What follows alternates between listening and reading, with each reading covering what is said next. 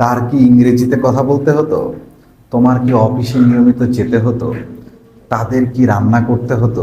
এই যে কোনো কিছু করতে হতো, এটা নিয়ে আপনি প্রশ্ন করছেন যে তোমার কি এটা করতে হতো, তার কি এটা করতে হতো। এই ধরনের কথা আপনি ইংরেজিতে কিভাবে বলবেন? আজকের ক্লাসে আমরা এইটা ডিটেলসে শিখবো এবং ইটস ভেরি ইজি, কারণ এর আগে আমরা শিখে আসছিলাম দে হয়, আজকে আমরা জাস্ট দে হতো, এই আগেরটা পাঁচটা সিকোয়েন্সলি।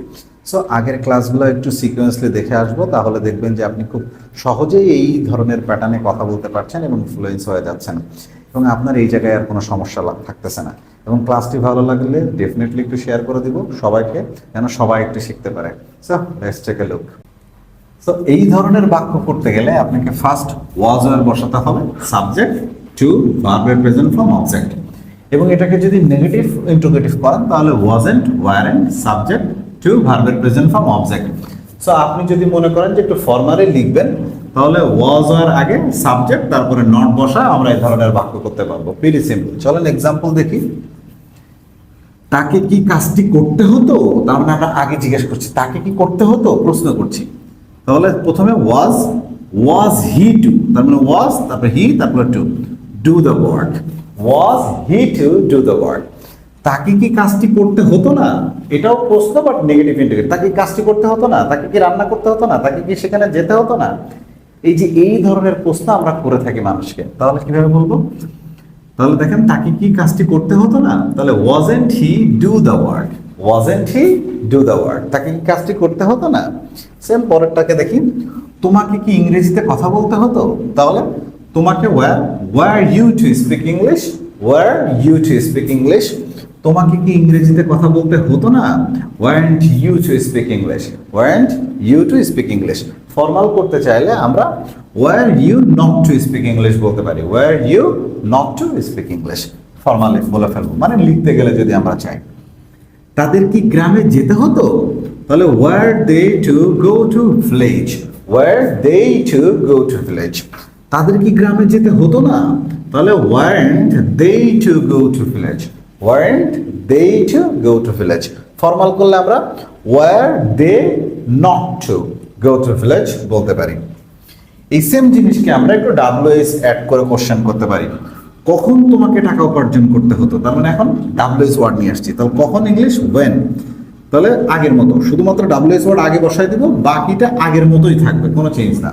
তাহলে when were you to earn money, when were you to earn money। তাহলে কখন তোমাকে রান্না করতে হতো, তাহলে আমরা বলবো when were you to cook, when were you to cook। কখন তোমাকে পড়তে হতো, when were you to read। কেন তোমাকে পড়তে হতো, why were you to read, why were you to read। খুবই সিম্পল, একটু বললে হয়ে যাবে। পরেরটা দেখেন। তাহলে কখন তোমাকে টাকা উপার্জন করতে হতো না, এটাকে নেগেটিভ করলাম, আগের মতোই ডাব্লিউএস নিয়ে আসবো, বাকিটা simple. when weren't you to earn money, when weren't you to earn money। তোমাকে কি করতে হতো, তার মানে প্রশ্ন করছে তোমার কি করতে হতো, কোথায় যেতে হতো, এই ধরনের। তাহলে আমরা হোয়াট নিয়ে আসলাম, what were you to do, what were you to do. তোমাকে কি করতে হতো না, what weren't you to do, what weren't you to do. কি করতে হতো, তার মানে আমরা সরাসরি বলছি কি করতে হতো এরকম। তাহলে what was to do, what's to do, এখানে সাবজেক্ট থাকতেছে না আগের মতো।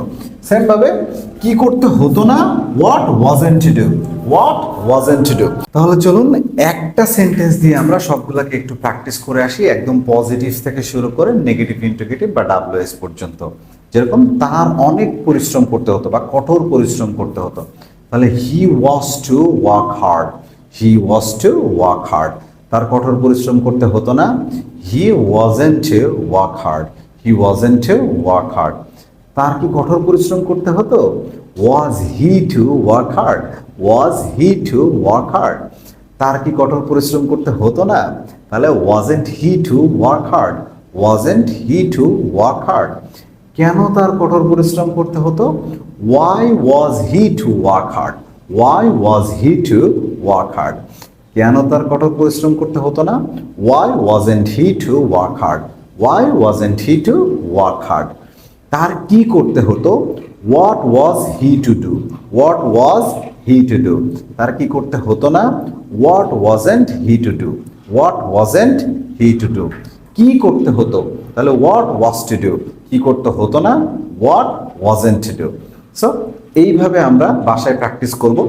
এর বাইরে আপনি চাইলে প্রশ্ন আনসার করে নিজেকে নিজে প্রশ্ন করে আনসার করতে পারেন। তোমাকে কি রান্না করতে হতো, তাহলে were you to cook, were you to cook. আপনি বললেন পজিটিভ আনসার করতে চাইলে বললেন হ্যাঁ আমার রান্না করতে হতো, yes I was to cook, yes I was to cook. Negative answer করতে চাইলে আপনি নেগেটিভ বলতে পারেন, no I wasn't to cook, I wasn't to cook. কেন তোমার রান্না করতে হতো, why were you to cook, তাহলে আপনি বললেন যে বিকজ আমি ভালো রাঁধুনি ছিলাম, কথার কথা অ্যাডিশনাল ইনফরমেশন অ্যাড করে। I was to cook because I was a good cook. এইভাবে আপনি ছোট ছোট করে প্র্যাকটিস করবেন। যদি এইভাবে প্র্যাকটিস করতে পারেন তাহলে এই বিষয়ে আপনি এই চ্যাপ্টারে অথবা এই ধরনের কথা বলতে যে আপনার প্রবলেম হবে না বা লিখতেও প্রবলেম হবে না এবং আপনি শুনেও বুঝবেন। Thank you very much for watching and see you next video.